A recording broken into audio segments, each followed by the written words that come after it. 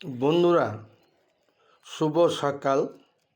সবাইকে এই সুন্দর ভোরের শুভেচ্ছা জানিয়ে আমি কিছু বলছি। আমি সুরঞ্জন সরকার, অনেকে পচাদা বলেই চিনে।